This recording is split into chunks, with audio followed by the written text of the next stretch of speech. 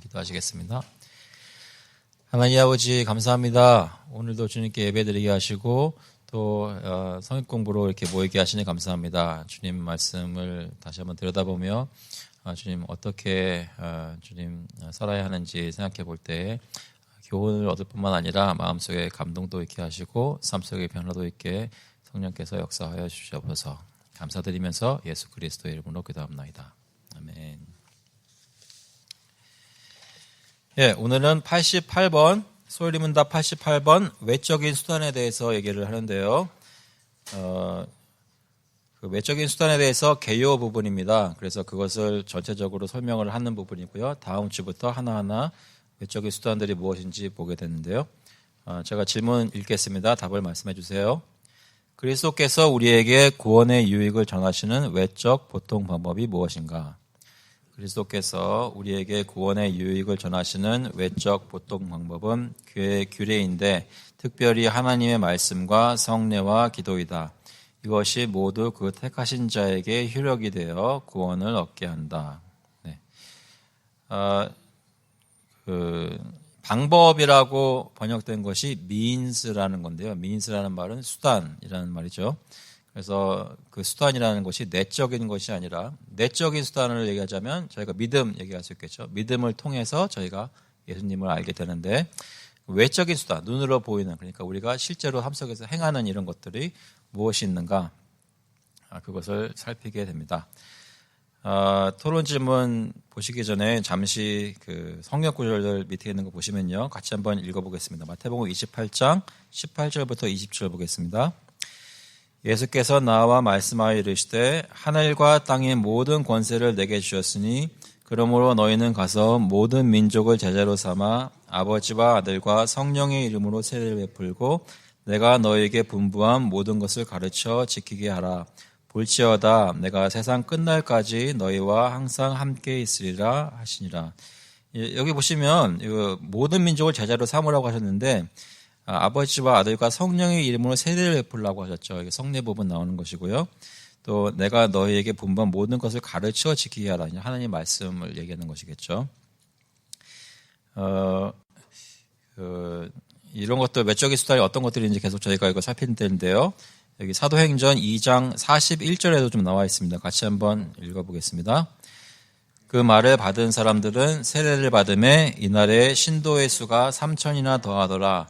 그들이 사도의 가르침을 받아 서로 교제하고 떡을 떼며 오로지 기도하기를 힘쓰니라. 예, 여기 또 보시면 세례를 받은 것이 나오고 또 말씀 가르침 받은 것 나오고 서로 교제하고 떡을 떼며 이것이 주의 만찬에다 말씀하시는 분도 있고 아닌 분들도 있는데요. 또 기도하는 것도 나오고요. 그래서 교회가 또 교회 성도가 같이 모여서 무엇을 이제 겉으로 보기에 무엇을 하고 있느냐, 무엇을 해야 하느냐 그런 것을 듣고 얘기하는 거죠. 혹시 저희 교회에 있는 모든 분들이 모여서 하고 싶은 거 있으세요? 하고 싶은 거 있으세요? 뭐 하고 싶으세요? 그러니까 주 안에서 신교하자는 말씀이시죠? 네. 교실 공부보다 신교. 필요한 부분입니다. 그 주님의 백성들이 같이 알아가고 그럼 어저께 같은 경우도 남자분들 모여서 좋은 시간 보냈는데 여자분들은 그것을 어떻게 좋게 생각하시는지 모르겠어요. 그렇지만 남자들은 좋았던 것 같아요. 늦게까지 하셔가지고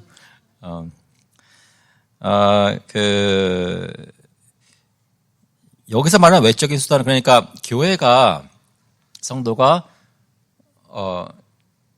무엇을 하면 안 된다 이런 쪽으로 얘기하는 것이 아니라 그러니까 삶을 살 때 교회가 교회를 모여서 교회가 해야 되는 일을 할 때에 그것을 하나님이 원하시려니까 우리가 구원받고 구원에 이르는 그 우리의 구원에 관련된 성도로서 해야 할 일들을 하는 것에 있어서 그 내용 중에 어떤 것들이 포함되어야 하느냐 그 얘기를 두고 하는 거죠. 그러니까 모여서 모닥불 피우고 앉아서 얘기하지 말라 이 얘기가 아니라 그거는 자유롭게 다 하는데 그거 했다고 뭐 저희가 막 구원 따로 받고 이런 거 아니잖아요. 그러니까 성도가 교회로서 모여서 해야 하는 것들을 무엇을 해야 되느냐. 이것은 이 웨스민스터 신앙 고백, 또 소요리 문답, 대요리 문답 이런 데서는 개혁주의 신학 전통을 따라서 얘기를 하는데 보통 복음주의에 있는 많은 교회들이 받아들이지 못하는 부분이 여기 많아요. 아마 여러분들도 생각을 해보시면 그동안 신앙생활을 했었을 때 또 여러 교회 생활들 하셨을 때 여기서 정말 말하는 걸 문자적으로 받아들이게 되면 그거는 그러면 안 된다는 얘기인가 이렇게 좀 의아해질 분들이 있을 것 같습니다. 그래서 이렇게 저희 진행하면서 혹시 그런 것이 생각이 나으시거나 질문이 있으시면 바로 저희가 좀 토론해 보도록 할게요. 오늘은 말씀 같이 나눴으면 좋겠습니다. 토론 질문 보겠습니다. 첫 번째, 무엇이 그리스도께서 우리에게 구원의 유익을 전하시는 모든 외적 보통 방법을 포함하는가? 여기 특별하게 나와 있죠.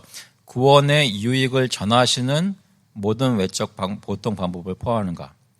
그러니까 성도로서 살면서 주님이 베풀어 주시는 공급하시는 유익을 저희가 받아 먹고 이렇게 양육받아서 계속 거룩하게 자라나가야 되는데 그때 이러한 겉으로 보기에 우리가 하고 있다고 보여질 수 있는 그런 보통으로 우리가 하는 것들, 통상적으로 하는 것들은 무엇이냐 이런 질문이에요. 답은 같이 한번 읽어보겠습니다. 주님의 규례들이 그리스도께서 우리에게 구원의 유익을 전하시는 모든 외적 보통 방법을 포함한다라고 되어 있습니다. 여기 중요한 단어는 물론 주님의 규례겠죠. 규례. 규례하면 어떤 것이 떠오르시나요? 규례는 뭐 어떤 의미 같으세요? 규례 뭘까요? 네? 명령. 예, 명령. 누가 이렇게 명령하는 것. 또 어떤 것이 있을까요? 규례. 어떤 의미라고 생각하세요?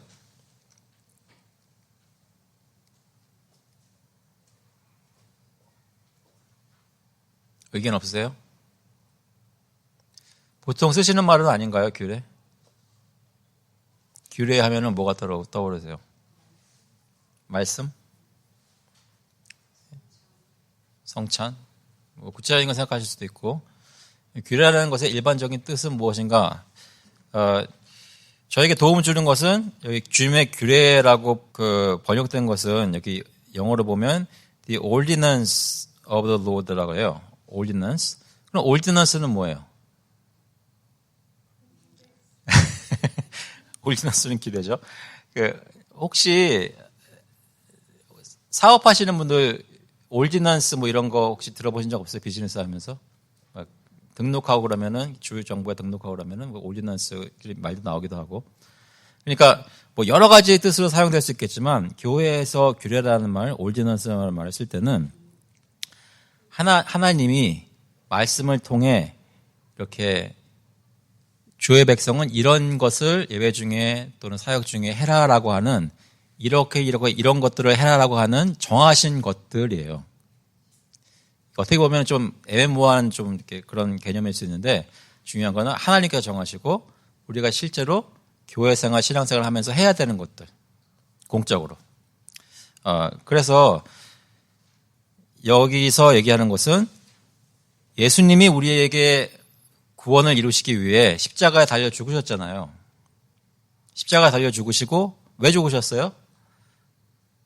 저희의 죄를 사하시기 위해 피 흘리셨잖아요.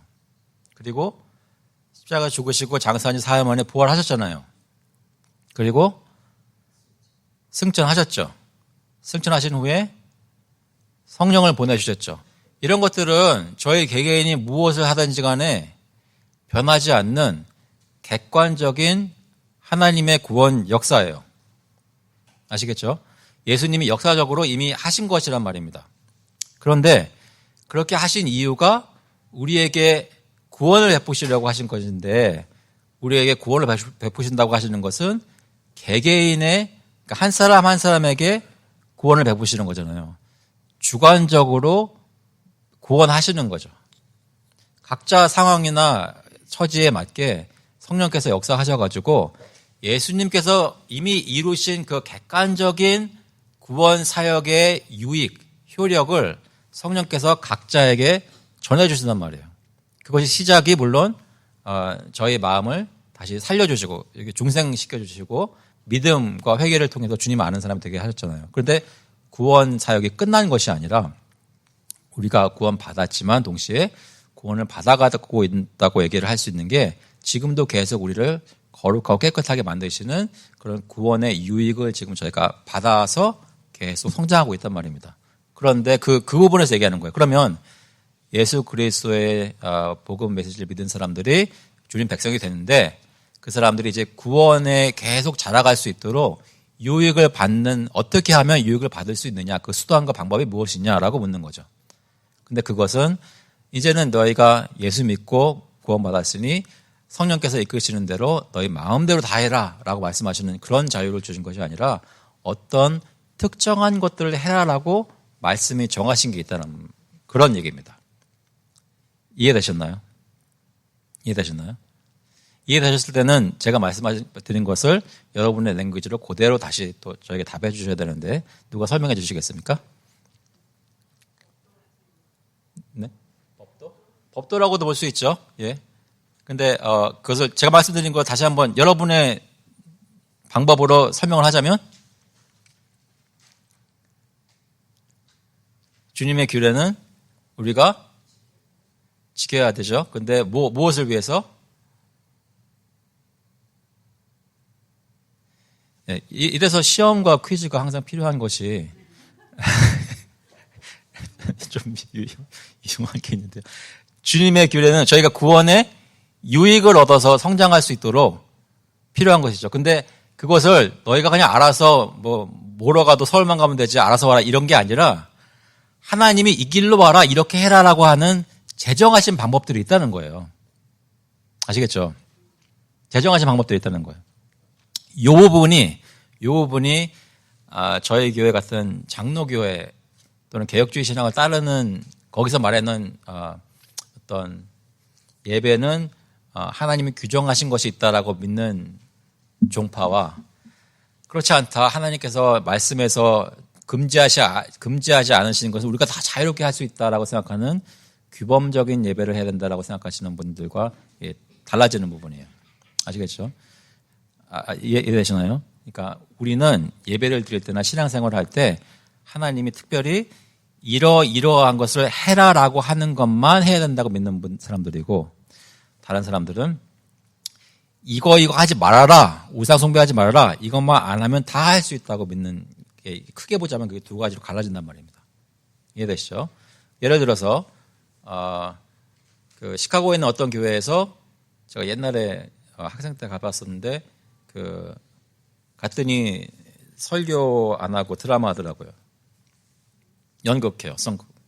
그래서 seeker sensitive, 그러니까 구도자들을 위한 예배하면서 주일날 구도자를 위한 예배하고 성도를 위한 예배는 주중에 따로 해요.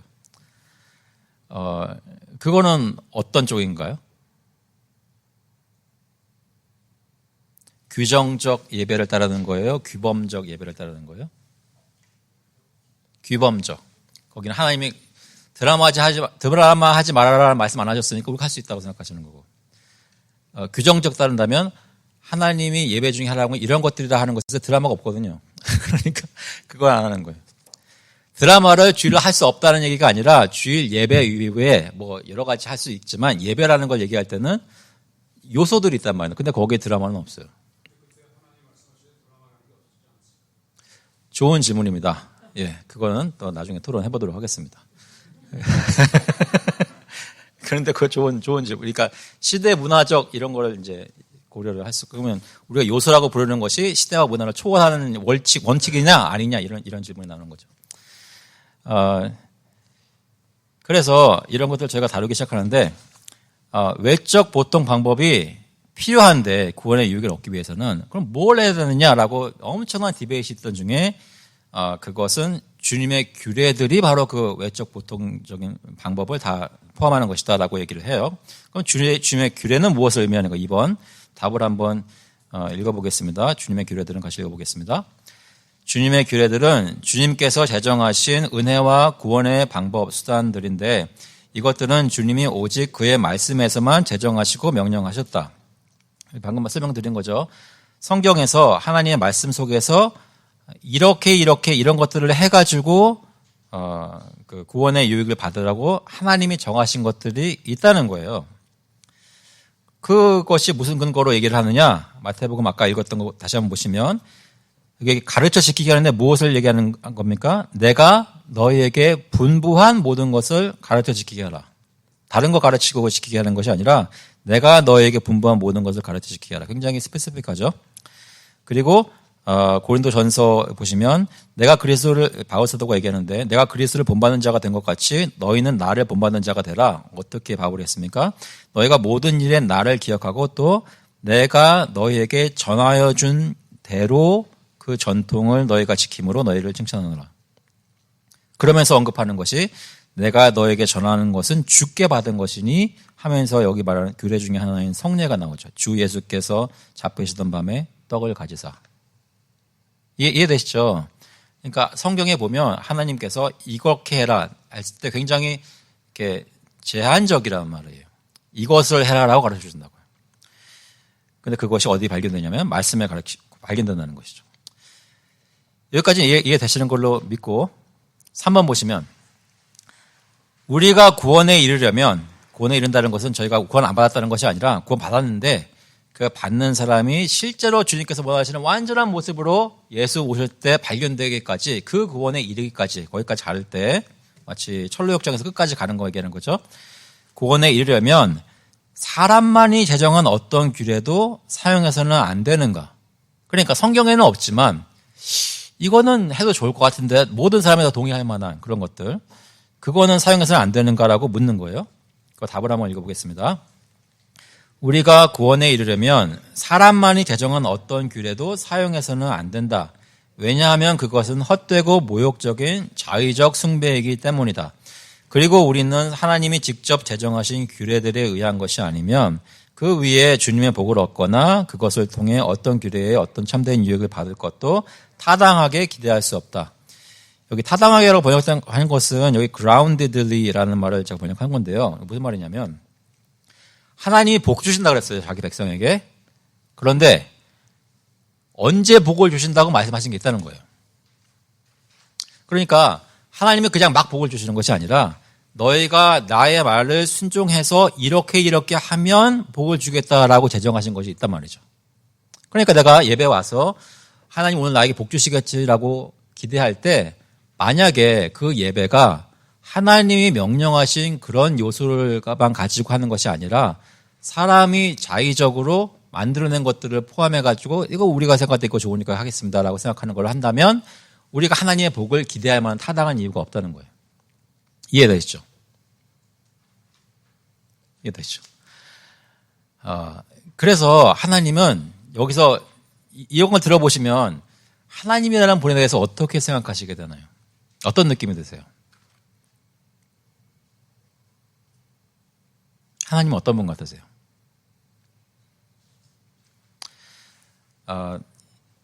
제가 드는 생각은 저 같지는 않아요. 전 뭐 그거 하시라고. 그거 맛있는데요. 저는 그런 스타일이거든요. 저 같지 않아요.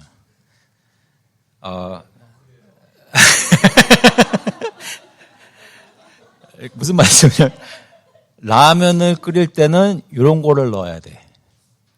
그런 분들. 뭐 음식할 때는 불은 이런 식으로 해야 돼. 그거 아니면 안 먹어. 굉장히 까다로운 분들. 무슨 말씀인지 아시겠죠? 하나님은 어떤 부분에서는 세상 모든 사람들 다, 그러니까 어느 민족이고 무슨 IT에서 온 사람이라고 구원 안 하시는 거 아니고, 뭐 일본 사람이라고 우리가 미워한다고 막 미워하시 이런 거 아니고 굉장히 넓으시거든요. 그런데 자기를 하나님을 이렇게 예배하고 섬기는 것에 대해서는 하나님 백성이 그 앞에 나오는 것에 대해서는 엄청나게 까다로우신 거예요. 그 양면성을 보셔야 됩니다. 하나님은 엄청나게 모든 사람을 받아들이시는 분이신데 그 사람들이 주님 앞에 나올 때는 반드시 주님이 원하시는 예복을 입어야 되는 거예요. 그래서 자의적 숭배는 안 되는 거예요. 놓는 거예요. 네.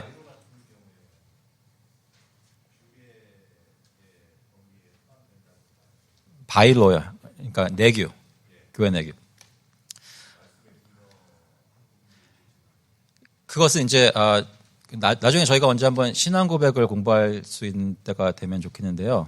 그때 저희가 따르는 것들에 대한 정의는 어떻게 얘기하냐면 주님이 클리어하게 성경에서 말씀하신 것과 클리어하게 말씀하신 것에서 자연스럽게 도출되어 나올 수 있는 것들. 예를 들어서 우리가 삼위일체 교리를 믿어요. 근데 삼위일체 교리는 교리적으로 그렇게 성경에 표현되어 있지 않아요. 근데 성경의 모든 표현들을 보고 가르쳐 보니까 당연히 삼위일체시구나라고 교회는 알게 됐어요.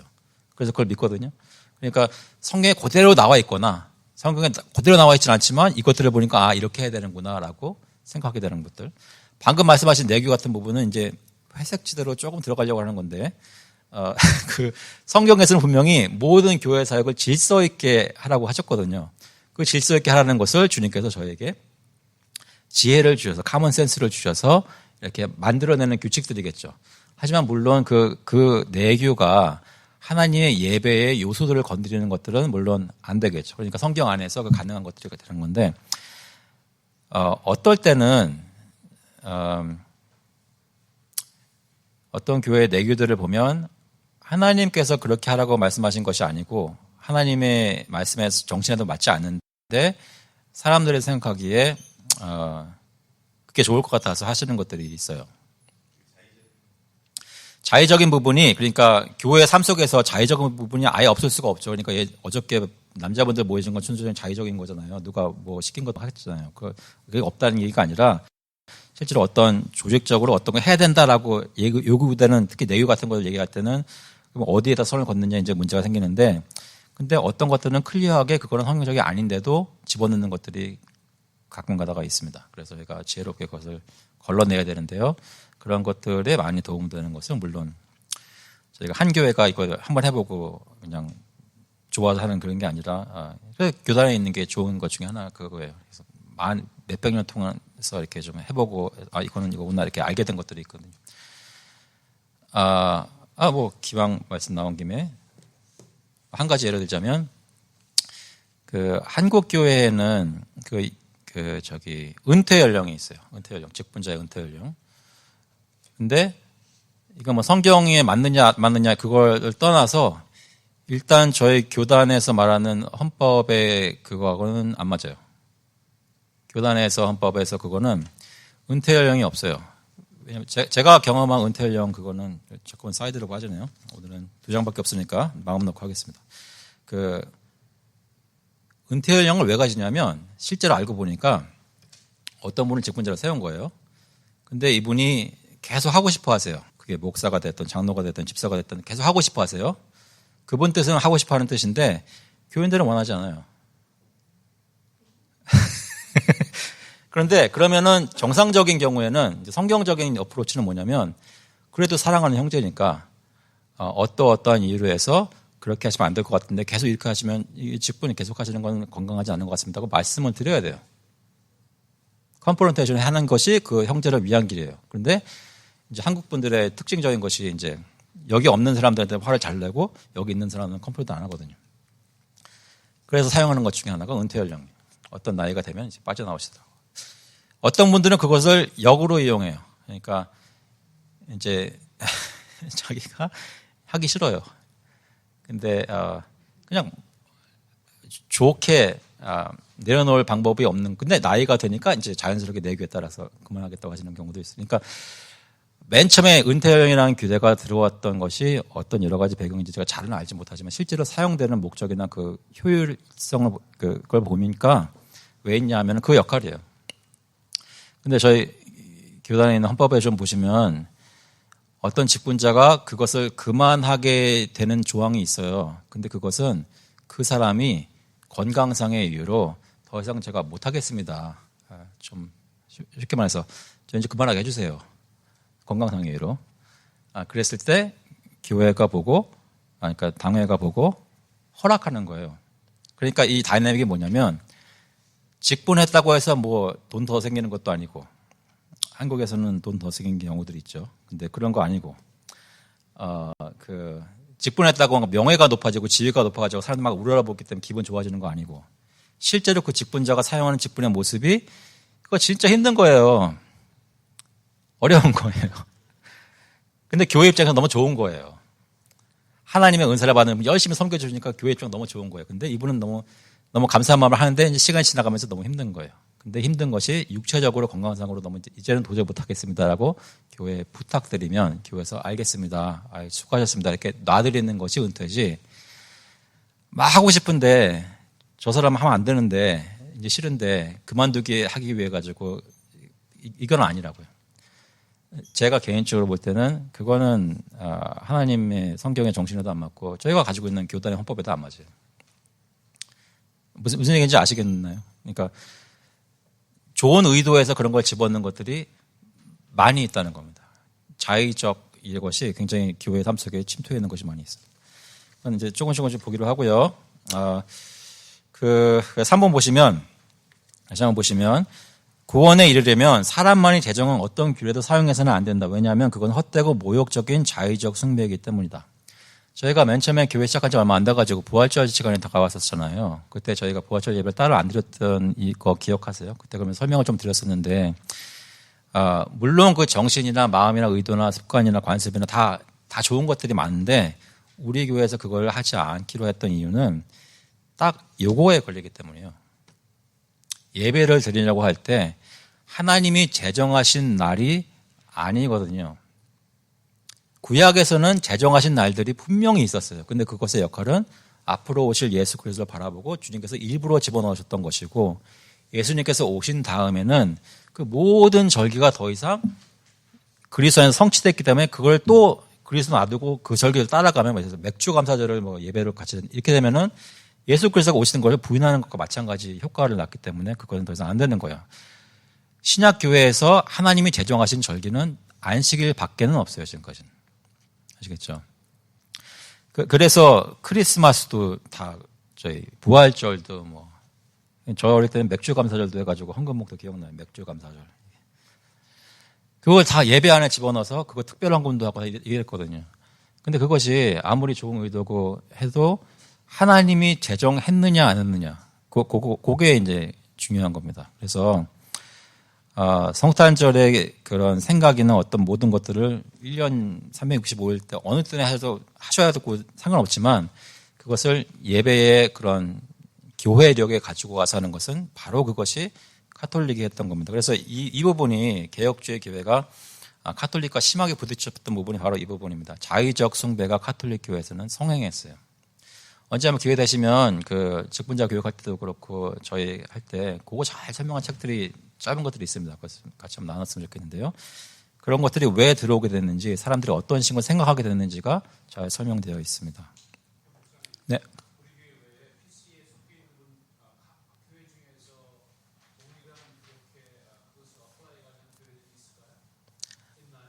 그러니까 크리스마스나 부활절 하는 교회들이요?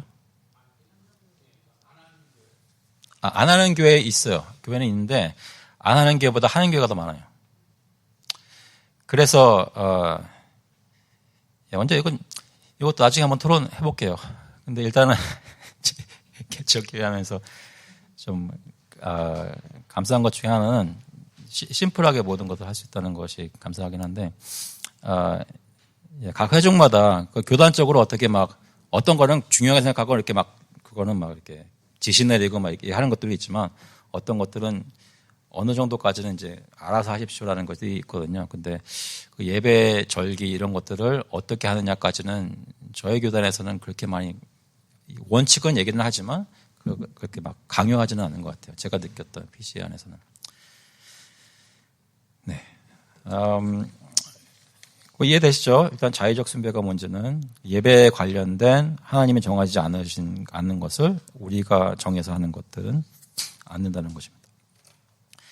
그래서 여기 이 페이지 보시면 골로새서 2장 9절에 나와 있는데요. 같이 읽어볼게요.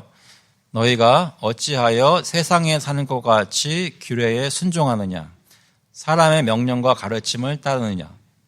이런 것들은 자의적 숭배와 겸손과 몸을 괴롭게 하는 데는 지혜 있는 모양이나 오직 육체에 따르는 것을 금한 데는 조금도 유익이 없느니라. 마태복음 15장 9절도 읽어보겠습니다. 사람의 계명으로 교훈을 삼아 가르치니 나를 헛되이 경배하는도다 하였느니라 하시고. 네, 이 부분까지 이해되시죠? 그래서 아까 황 교수님께서 말씀하셨던 저는 말씀드렸던 것 같아요. 저희 교회에 제가 존경하는 목사님 한 분, 그분이 제가 개척해가지고 저희 이렇게 예배드리고 있습니다. 이런 얘기 했습니다. 했을 때, 말씀하셨던 것이 그분도 제가 지금 했던 거 그거 다 이해하시고 동의하지만 이제 그렇게 하면 이제 나같이 된다는 거예요. 그분 그러니까 그분 교회는 한 20-30명 오랫동안 그분하고 스틱 해가지고 지금 20년 가까이 이렇게 하신 거죠. 이제 사람들이 많이 안 모인대요. 그런데도 그 교회는 그래도 성도들을 위해 크리스마스와 부활절은 그거는 합니다라고 하시더라고요.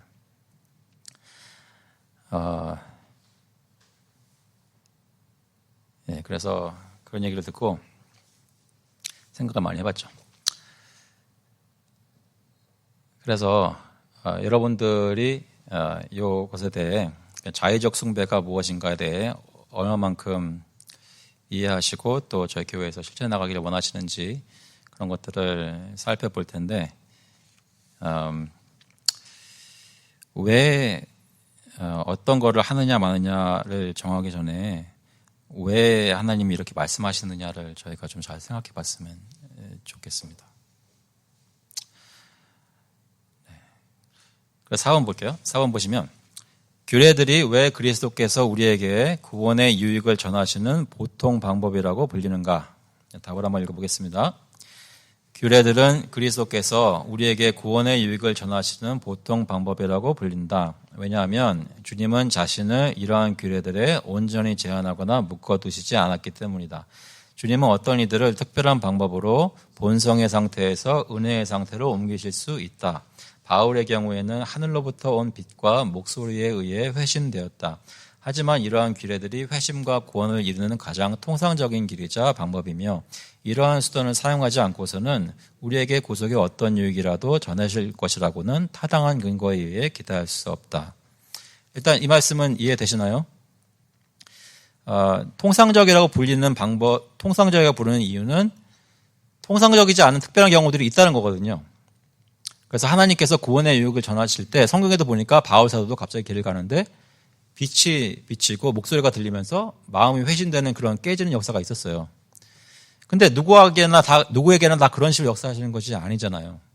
오히려 대부분의 모든 성도들은 여기서 말하는 보통 방법이라는 그 규례들을 통해서 하나님의 복음도 듣고 믿게 되고 신앙생활을 하게 된다고요. 그래서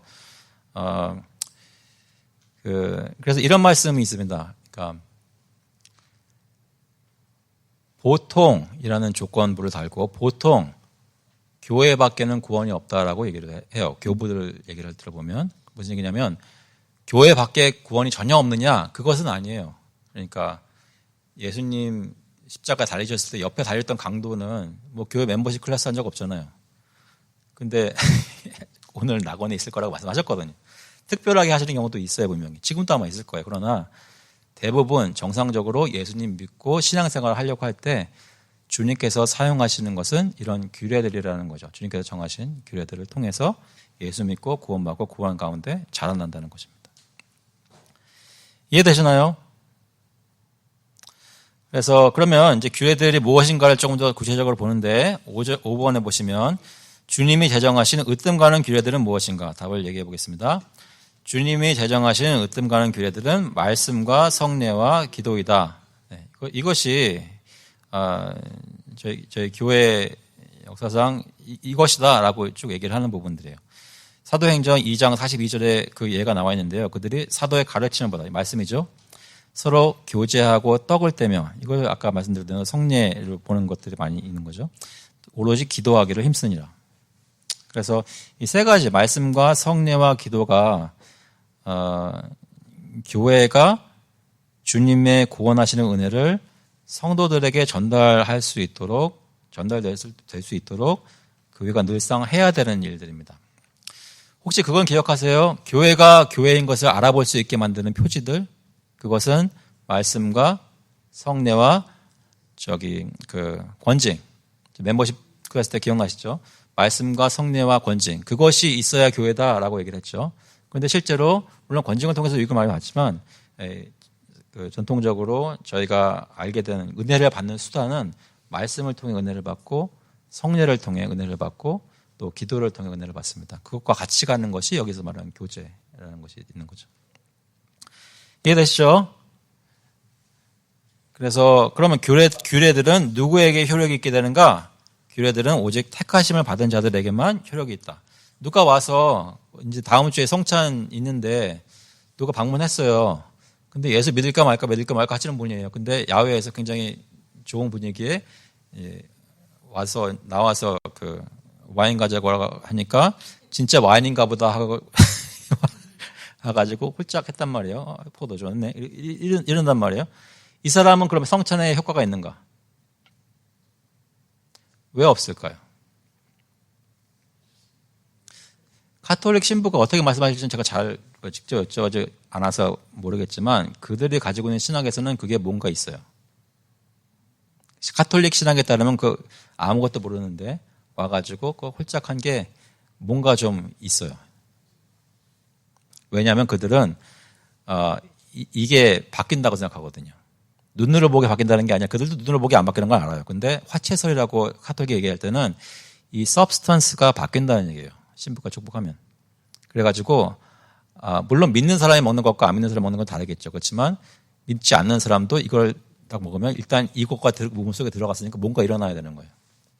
제가 그분께 신부께 여쭤보지 않아서 정확하면 다 모르겠지만 제가 생각해 볼 때는 그렇게 받아봤을 수밖에 없어요. 루터교도 그래요. 루터교도 거기는 공채설인데 이거 자체는 안 바뀌는데 그거하고 뭐가 같이 가요. 피지컬은 뭐가 같이 가요. 마치 뜨거운 쇠를 달구면 그 옆에 가면 피지컬이 열이 느껴지는 것처럼 같이 가요. 그게. 그래서 믿지 않는 사람 와가지고 살짝 먹으면 뭔가 뜨거운 게 들어간 거예요. 근데 저희는 안 그랬다 그랬죠. 제가 맨 처음에 야외에서 성찬할 때 잘 설명 들었었는데요.